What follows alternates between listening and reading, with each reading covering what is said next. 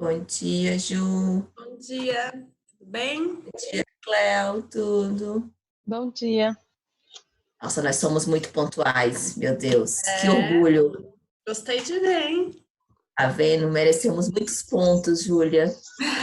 Vocês não precisam de pontos. Merecemos, nós somos alunas padrões. Isso aí, Naira. Fala bem da Alunas, gente. Nem sei se é de alunas. você, mas fala bem. Nossa, somos de nós, ó. 7,5 pontos, estamos Bom aqui. dia. Aqui. Isso, Júlia, Júlia, isso é quem trabalhou quase 10 anos numa empresa alemã. Aí não tem como eu não ser pontual. Pontual, né? É, Verdade. alemão é pontual. Eu odeio atraso. Sou chata pra isso. Sou desorganizada, mas odeio atraso. Vamos esperar, né, o povo chegar. Aí. Você vai primeiro corrigir o estudo dirigido ou você vai já começar a aula? Eu vou começar a aula e depois eu corrijo. Tá. O da última aula, né? É. Acho que eu tô começando a entender, Júlia. Ah, viu? Uma hora Só entende, acho. gente. É só fazer 21 vezes. O cérebro. Tem que persistir. Isso, 21, né, Júlia? Mais ou Dizem, menos, né, Naira? 21. É igual pra academia. Ei, Ju, que saudade da academia. Pois é, tá difícil, né? Até abrir de novo vai demorar. Justo Vai. agora que eu ia começar aí, aconteceu Aí isso. a Lê faz em EAD. Vai, dá pra fazer. Eu faço EAD. Eu vou assinar o queima diária agora. Dá pra Faz fazer em em EAD. casa. Dá, eu faço. É, tem que fazer, né? Pra dar um... Tem. Eu acordei às 6, fiz aula de yoga e estou aqui. Ó, você faz na TV? Eu pago tipo um aplicativo. Que você Um faz. aplicativo. É, A Naira é animada, hein? eu sou. A Júlia sabe que eu sou. Animada. Mas para yoga também acordo cedo, minha filha. Agora para ir na academia não dá, não. Ah, mas eu e a Juju, nós íamos todo dia, não era, Júlia? Todo dia. Eu tava pegando Dia. ritmo. Nossa coordenadora é fitness. É difícil, viu? É, não é fácil, mas depois que pega o ritmo, vai. Vai que vai. Bem, vamos lá então, né, pessoal? Bom dia para todo mundo. Chegou já bastante gente. Só para situar vocês, eu tinha esquecido de incluir o assunto glicogênio e gliconeogênese, que eu vou dar hoje. Na próxima aula, eu vou dar tudo de lipídio. E na outra aula, eu vou dar o metabolismo de proteína, que é mais curtinho. Aí eu já faço a integração metabólica. Integração metabólica não é um assunto novo, tá, gente? A gente vai ver tudo que a gente aprendeu de metabolismo de maneira integrada. Então, é bem bacana, tá? Então, a gente está quase terminando, né, na verdade. Falta só algumas semanas aí de aula, depois já começam as provas, né? Então, passou rápido, né? Bem, pessoal, vamos lá falar de glicogênio. Então, só relembrando, vocês já aprenderam, né, o que é glicogênio. Então, glicogênio é um polissacarídeo, né, que a gente fala que é de reserva energética. Nada mais é do que um monte de molécula de glicose, uma ligada à outra. E a gente usa o glicogênio hepático, aquele que está lá no fígado, nos momentos que a gente entra em jejum. E a gente degrada esse glicogênio no jejum e manda a glicose para o sangue. Porque lembrando, a nossa glicemia, ela nunca pode baixar muito. E um dos motivos disso é porque o nosso cérebro só usa aí glicose como fonte energética. Tá? O principal combustível do cérebro é a glicose. O cérebro não consegue usar, por exemplo, ácidos graxos como fonte energética. Então, por isso que quando a glicemia baixa demais, a gente pode ter desmaios, pode até mesmo entrar em coma. O glicogênio muscular, que a gente também viu, a função dele já é uma reserva energética para atividade física, tá? Então, a gente vai degradar esse glicogênio durante a atividade física, mas a glicose, ela não sai para fora da célula muscular. Ela vai ficar retida ali no músculo e a gente vai utilizar para converter em ATP para aquela atividade muscular. Então, essa é a grande diferença do glicogênio muscular para o glicogênio hepático. Então, quando a gente fala na glicose sanguínea, que a gente tem que manter essa glicose em níveis estáveis, a gente tem 3 fontes principais que vai contribuir com essa glicemia. A dieta, né? Quando a gente come carboidrato, então a glicose vai para o sangue, deixando a glicemia aí estável. O glicogênio, quando a gente entra em jejum, o glicogênio começa a ser degradado e vai fornecer glicose para o sangue. E a gliconeogênese, que a gente vai aprender também nessa aula. A gliconeogênese nada mais é do que a produção de glicose pelo nosso corpo. Então, a gente consegue produzir glicose. Isso é extremamente importante. Só por isso que a gente consegue ficar dias sem comer. Porque o corpo consegue aí produzir a glicose, a gente vai ver como que ele faz isso e manda essa glicose lá para o sangue. Dessa forma, o nosso cérebro fica o tempo todo recebendo aí o seu principal combustível. Então, agora eu vou começar a falar do glicogênio, que é bem tranquilo, tá? A gente tem que pensar que o glicogênio, ele vai contribuir com a glicemia, mas não dura muito tempo. Então, se a gente pensar lá no fígado, o fígado tem uns espaços destinados para guardar glicose na forma de glicogênio, mas esse espaço não aumenta, diferente do nosso tecido adiposo, né? O tecido adiposo aumenta, por isso que a gente acaba convertendo todo o excesso de nutriente em gordura para jogar para o tecido adiposo. O glicogênio não. O glicogênio ele vai ser limitado. Então, chega uma hora, dependendo da duração desse jejum, que o glicogênio acaba. Por isso que a gente precisa ter aí uma outra alternativa para manter a nossa glicemia estável. Então, aqui só para reforçar o que eu falei, vejam aqui o fígado. O fígado tem o seu glicogênio. Então, quando eu entro em jejum, tem um hormônio super importante aí do jejum, que é o glucagon. O glucagon que avisa que o glicogênio precisa ser quebrado.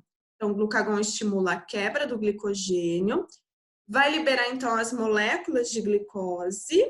Essas moléculas de glicose, quando liberadas, ela tem um fosfato ligado. Lembra que eu falei que esse fosfato ajuda a prender essa glicose dentro da célula? Então, o que acontece no fígado? Tem uma enzima que vai tirar o fosfato daqui. Quando eu tiro o fosfato da molécula, a glicose automaticamente sai para fora da célula e cai na corrente sanguínea. Diferente lá do músculo. O músculo, principalmente quando a gente está em atividade física, a gente tem aí o hormônio adrenalina, né, muito ligado à atividade física, que vai sinalizar também para esse glicogênio ser degradado. Ele vai ser degradado, vai liberar essa glicose 6-fosfato, que tem um fosfato ligado no carbono 6. Porém, lá no músculo não existe a enzima que tira esse fosfato. Então, o fosfato fica aqui. Se o fosfato fica aqui, a molécula de glicose ela fica retida ali na célula muscular, então ela não sai. Então, ela acaba entrando na via da glicólise, onde a gente vai ter aí a produção energética. Ou seja, a glicose do glicogênio muscular vai ser utilizada pelo próprio músculo, não cai na corrente sanguínea. Então, vamos falar quando que a gente produz glicogênio e quando que a gente utiliza. Então, quando que a gente vai repor os nossos estoques de glicose? Quando a gente come. Então, toda vez que eu faço aí uma refeição com carboidratos, tudo que de glicose que eu não preciso utilizar, então vamos supor, comi lá os meus pães no café da manhã. Então, vai chegar muita glicose no meu sangue, a insulina vai colocar essa glicose para dentro das células que vão utilizar essa molécula aí como fonte energética. Mas chega uma hora que eu não preciso de tanta energia naquele momento. Aí sobra glicose. E o fígado, né, vai perceber que está sobrando aí glicose, então ele pode aí começar a sintetizar o glicogênio. E quem vai sinalizar esse processo é a insulina. A insulina sempre sinaliza para o nosso corpo que tem glicose no sangue sobrando, tá? Então, a insulina não tem só uma função, que é colocar aí a glicose para dentro das células. Ela também é um hormônio que sinaliza aí várias vias do nosso metabolismo. E uma via que vai ser acelerada na presença da insulina é a via que sintetiza glicogênio. Então, o glicogênio começa a ser sintetizado aí, tanto o glicogênio hepático como o glicogênio muscular também. Então, relembrando, o glicogênio nos mamíferos é a nossa forma de reserva de glicose e nos vegetais é o amido. O amido é interessante a gente saber que é cheio de glicose, porque a gente tem aí amido nas nossas refeições. Então, a gente já sabe, quando eu como um pão, tem farinha de trigo, que é rico em amido, eu estou fornecendo bastante aí glicose para o meu organismo. E aqui mostrando, a via que faz essa síntese de glicogênio chama glicogênese. Não confundam com gliconeogênese. Glicogênese, gênese de formação de glicogênio. Gliconeogênese significa formação de novas moléculas de glicose. Tá? Então, a gente não pode confundir aí. Então, é uma via anabólica, tá? Então, toda vez que eu produzo um glicogênio, essa macromolécula, eu tenho um gasto energético para isso, mas não vai ser o problema, né, para a nossa célula, já que tem muita glicose chegando ali no fígado. Eu tenho uma enzima que vai ser ativada pela insulina, que é a glicogênio sintase. Sintase porque faz síntese de glicogênio. Então, essa enzima começa a trabalhar, ela vai ser acelerada pela insulina e ela vai captar aí várias moléculas. Então, cada bolinha dessa em vermelho é uma molécula de glicose e vai fazendo as ligações glicosídicas, tá? Eu tenho dois tipos aí de ligações glicosídicas, que é a alfa-1,6, significa que essa ligação é do carbono 1 de uma molécula de glicose ao carbono 4 de outra molécula de glicose. E eu tenho um outro tipo de ligação, que é a ligação alfa-1,6, que é do carbono 1 de uma molécula de glicose ao carbono 6 de outra molécula de glicose. Não precisa preocupar aí com essas ligações, mas eu preciso mostrar para vocês que essa diferença de local aonde a molécula está sendo ligada permite com que haja ramificações. Então, quando eu ramifico essa cadeia de glicoses, eu consigo, em um pequeno espaço, guardar muitas moléculas. Se eu deixar ela totalmente linear, eu vou precisar de muito espaço. Então, se eu vou fazendo essas ramificações, eu consigo aí armazenar um monte de molécula aí de glicose num espaço menor.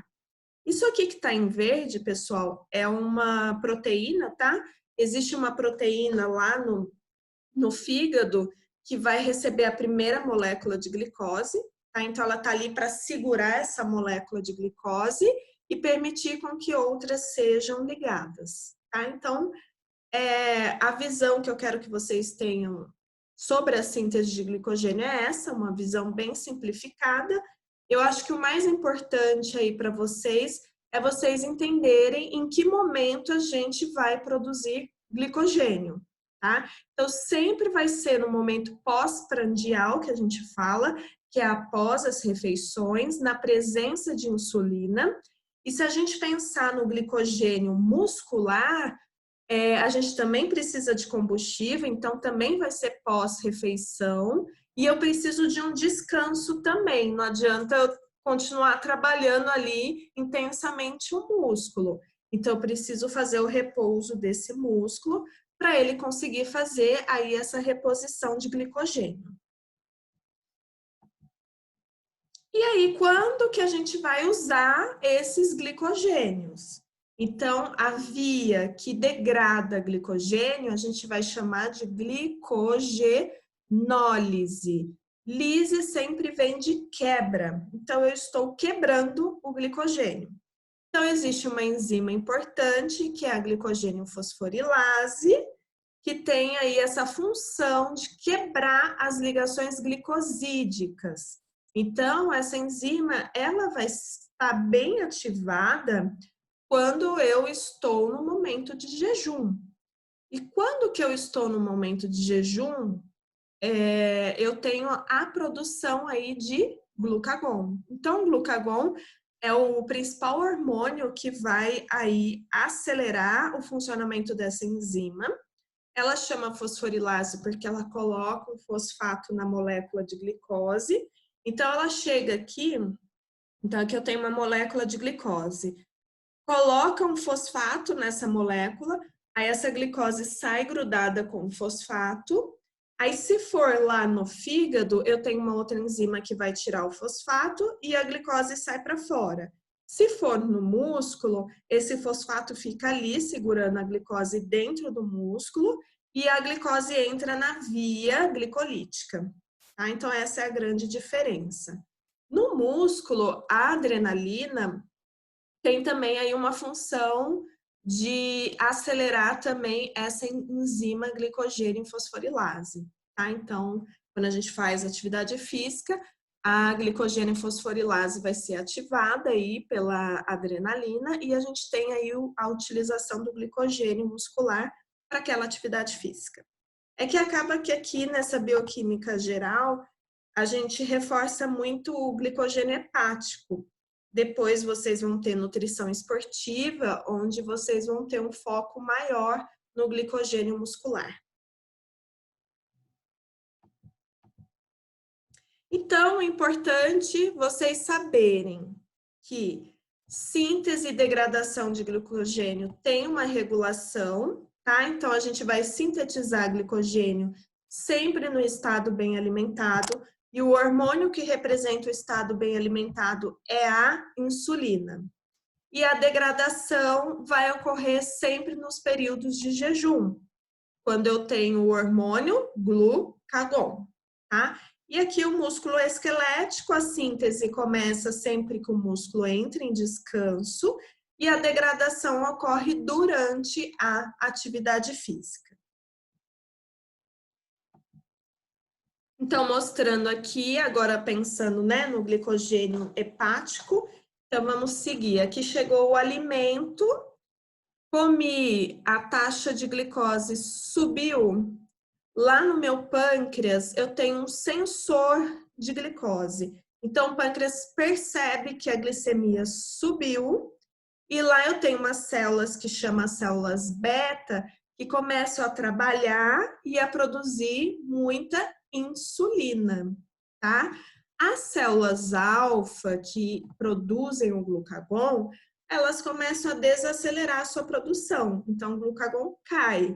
Então, nesse momento pós-prandial, insulina aumenta, glucagon cai. Com isso, prevalece a ação da insulina.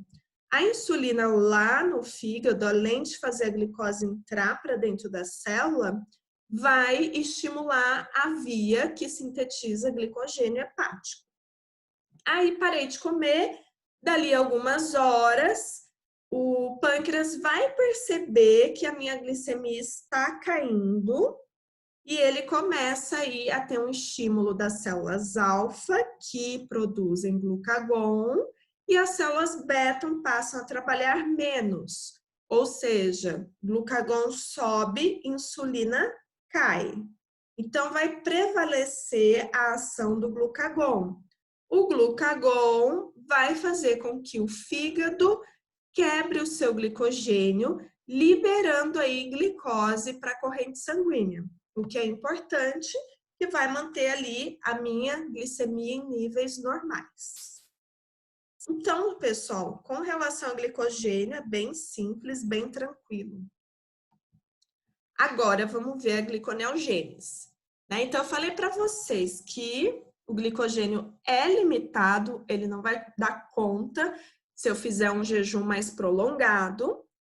Então, sempre quando o glucagon aumenta no sangue, ele vai estimular várias vias. Tá? Então, ele vai estimular a via que quebra o glicogênio hepático, mas ele também já vai estimular a via que produz glicose. Tá? Então, não existe, tem gente que acha que o corpo é uma coisa de cada vez. Ele só vai, a gliconeogênese só vai acontecer quando o glicogênio hepático cai. Não, as duas acontecem juntas. Só que qual que é a diferença? No início do jejum, o glicogênio está dando conta da glicemia, então a gliconeogênese ela está trabalhando, mas ela não está trabalhando de forma desesperada. Agora, quando o glicogênio hepático acaba, aí o glucagon começa a aumentar muito e a acelerar muito mais a gliconeogênese. Aí sim, essa via vai ficar extremamente acelerada. Por quê? Porque a nossa glicemia vai depender exclusivamente dessa produção de glicose. Tá? Então, gliconeogênese, produção de novas moléculas de glicose. E isso o nosso corpo vai fazer. Então, por que a gente precisa dessa via? Existem tecidos que dependem de glicose. Aqui eu coloquei o principal, que é o cérebro, é o nosso tecido, nosso sistema nervoso central é dependente de glicose. A gente não usa, por exemplo, ácidos graxos como fonte energética para o nosso cérebro, então precisa da glicose. As hemácias aqui eu também coloquei, porque as hemácias, elas são células, não sei se vocês já estudaram, mas elas não têm mitocôndria. E quando a gente pensa em fonte energética que vem aí dos ácidos graxos, por exemplo, precisa da mitocôndria. Tá? A glicose não, vocês viram que tem a glicólise que é fora da mitocôndria. Então, a hemácia também necessita aí de suprimento contínuo de glicose.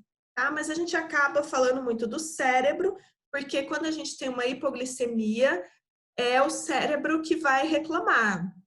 É ele que vai sinalizar com dor de cabeça, com tontura, com desmaios e até entrar em coma. A pessoa que tenha uma hipoglicemia patogênica, né, grave. Então, essa via, então, ela vai ser extremamente importante, principalmente depois que o glicogênio hepático acaba. A gliconeogênese, então, vai ser importante no jejum prolongado ou quando a pessoa tem um consumo baixo aí de carboidrato. Então, a gente sabe que tem aquelas dietas, né, onde a pessoa restringe muito o carboidrato. Então, a pessoa só consegue fazer essa dieta porque ela tem a gliconeogênese funcionando. Então, por isso que ela não chega aí a ter um quadro grave aí de hipoglicemia. Tá? Então, se o fígado dela tá bem, ela vai produzir glicose e ela vai ficar bem. Mas depois a gente pode até comentar dos pontos negativos aí desse tipo de dieta. Mas primeiro eu quero que vocês entendam a via.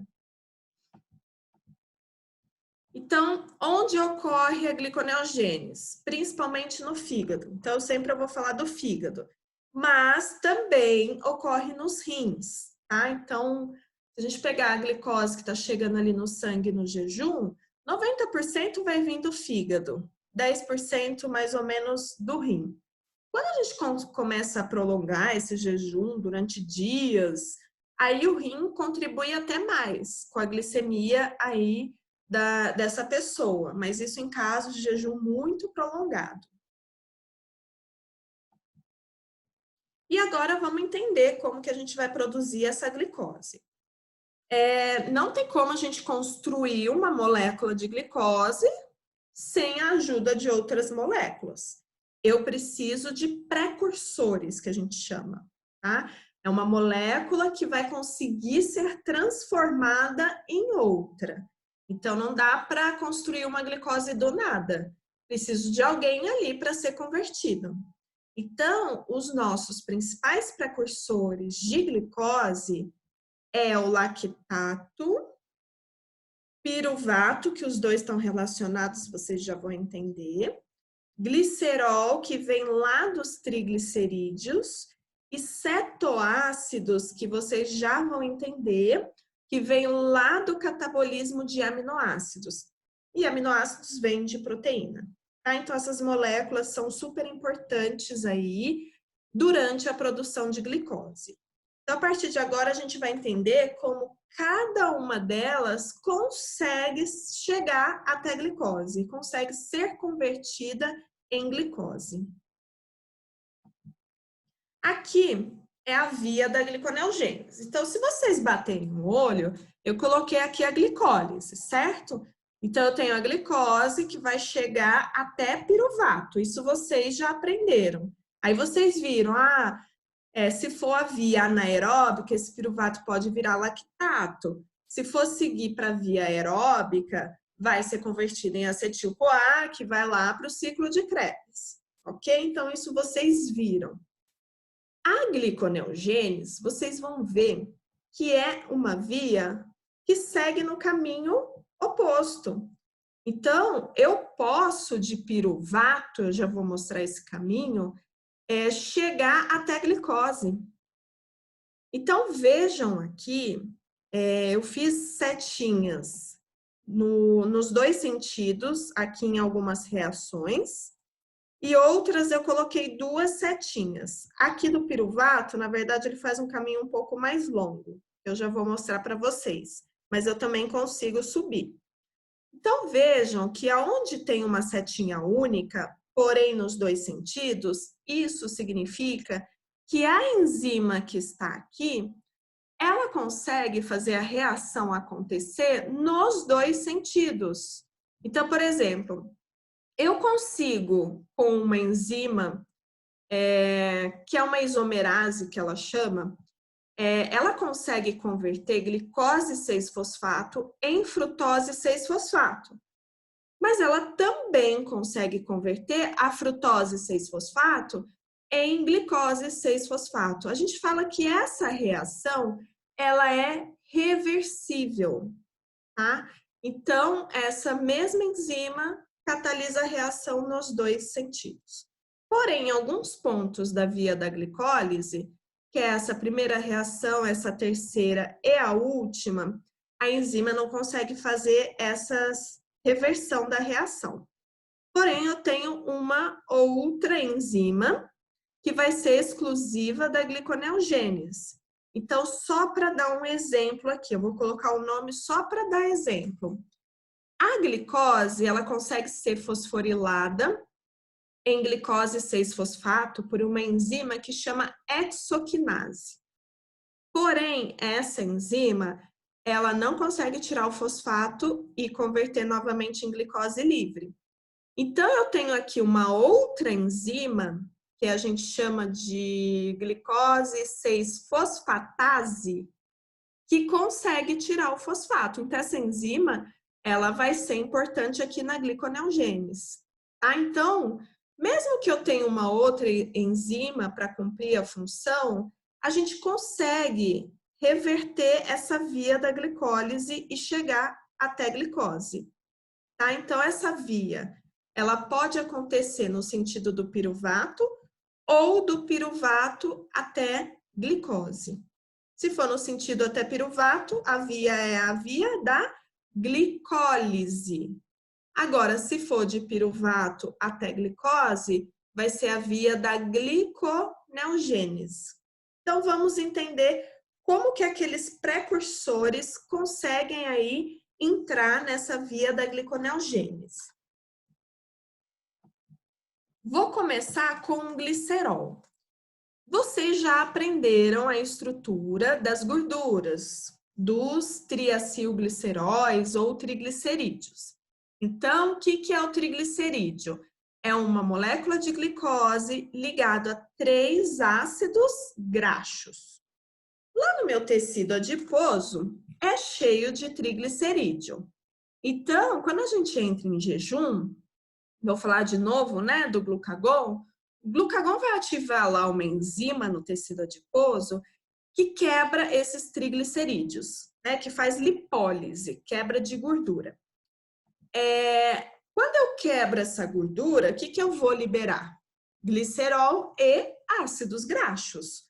Ácido graxo, gente, que é a gordura mesmo, vai ser utilizado como fonte de energia, a gente vai estudar isso. E esse glicerol que eu falei para vocês, que é uma molécula, um triálcool, o que pode acontecer? O glicerol, ele pode caminhar até o fígado e o fígado pode utilizar como molécula precursora de glicose.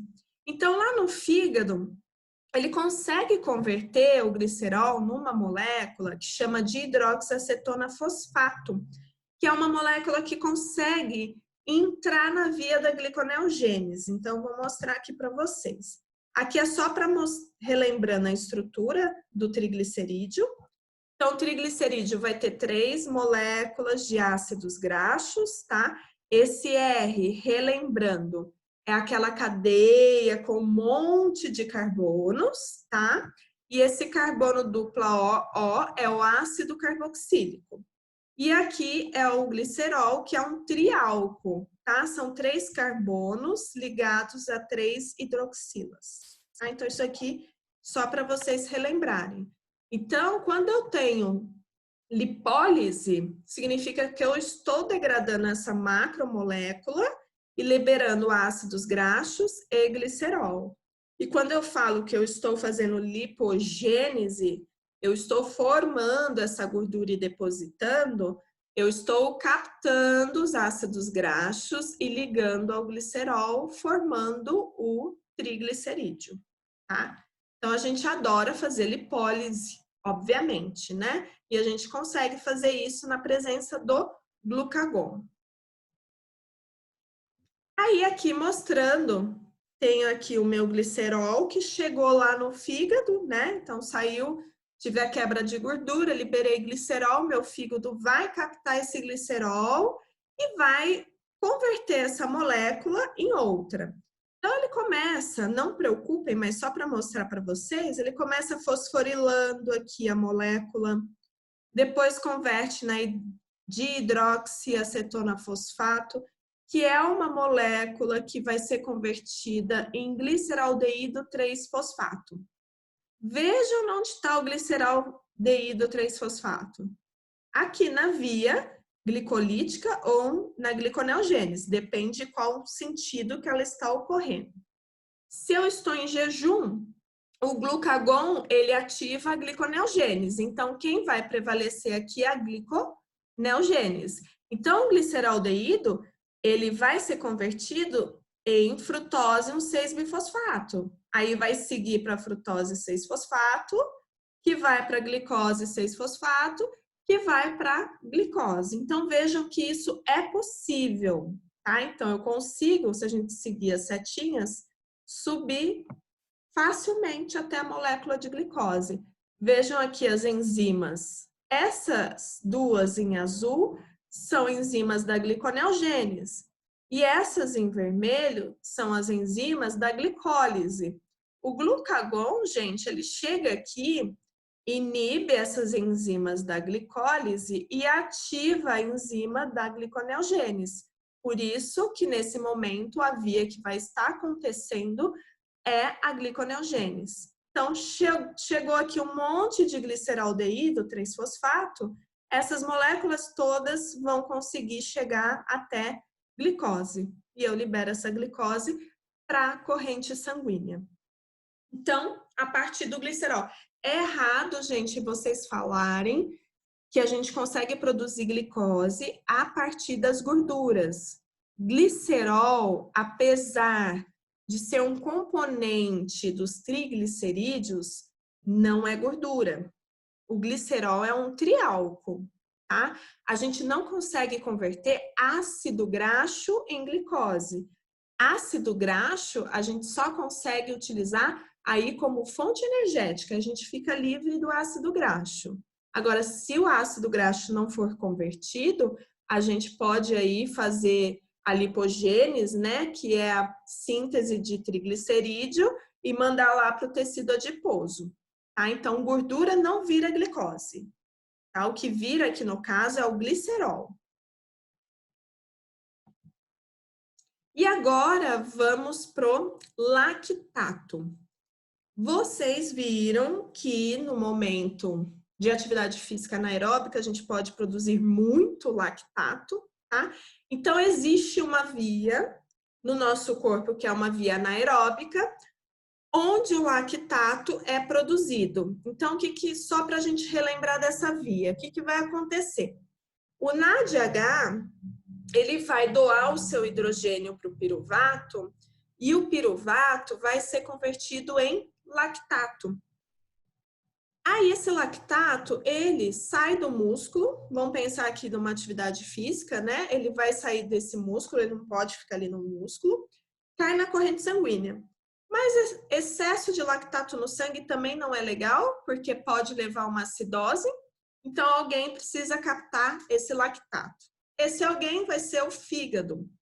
O que o fígado vai fazer com esse lactato? Vejam aqui essa reação de piruvato para lactato. Vejam que as setinhas estão nos dois sentidos.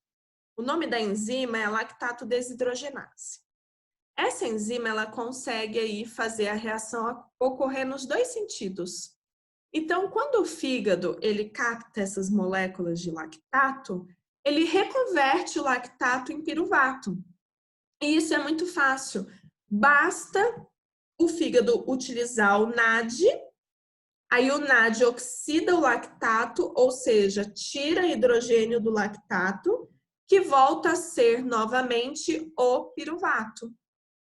E aí, a partir de piruvato, eu já vou mostrar para vocês, eu consigo produzir glicose. E a glicose vai para o sangue para ser utilizada pelos tecidos. Esse ciclo de Cori que eu coloquei aqui, com certeza, quem for estudar nutrição esportiva vai rever, ou até mesmo fisiologia do exercício, vai rever esse ciclo. É um ciclo que ocorre aí quando a gente está em atividade física. Então, o que é esse ciclo? O músculo está lá trabalhando e ele começa a produzir lactato. O lactato vai para o sangue e o fígado precisa captar esse excesso de lactato. O fígado capta o excesso de lactato, reconverte em piruvato, que vira glicose. A glicose cai na corrente sanguínea e vai ser utilizado por aquele músculo que está trabalhando, que vai produzir novamente lactato, lactato vai para o sangue, que vai para o fígado, vira glicose, glicose vai para o sangue e assim vai. Esse ciclo, quem descobriu foi o Cori, tá? É o nome dele, e é um ciclo importante, principalmente para quem for mais para a área do esporte. Então, aqui só para mostrar o lactato, que foi convertido em piruvato. E aí, como que o piruvato consegue chegar até a glicose? Ele precisa dar uma voltinha a mais, tá? Então, o piruvato, primeiro ele vai ser convertido numa molécula que está no ciclo de Krebs, que é o oxalacetato. E o oxalacetato, que está lá no ciclo de Krebs, consegue ser convertida numa molécula lá da gliconeogênese ou da glicólise, que é o fosfenolpiruvato. Então, vejam, aqui está essa setinha em azul, mas eu vou até tampar ela. Eu não consigo ir de piruvato direto para fosfenolpiruvato, tá? Eu preciso dar uma voltinha. O piruvato, ele precisa ser transformado em oxalacetato, que está lá no ciclo de Krebs, e o oxalacetato consegue ir até fosfenolpiruvato. A gente fala que é uma voltinha que o piruvato tem que dar, mas ele vai chegar em fosfenolpiruvato. E de fosfenolpiruvato, vejam que eu consigo subir, é só seguir aqui as setinhas e chegar até glicose, tá? Então, é uma voltinha a mais aí que o piruvato tem que fazer. Pessoal, não preocupe em decorar essas reações, tá? Por enquanto, eu quero que vocês entendam como que a gente consegue produzir glicose, em que momento que a gente faz essa produção, quem são os precursores. Deixa eu ver o que o Christian falou.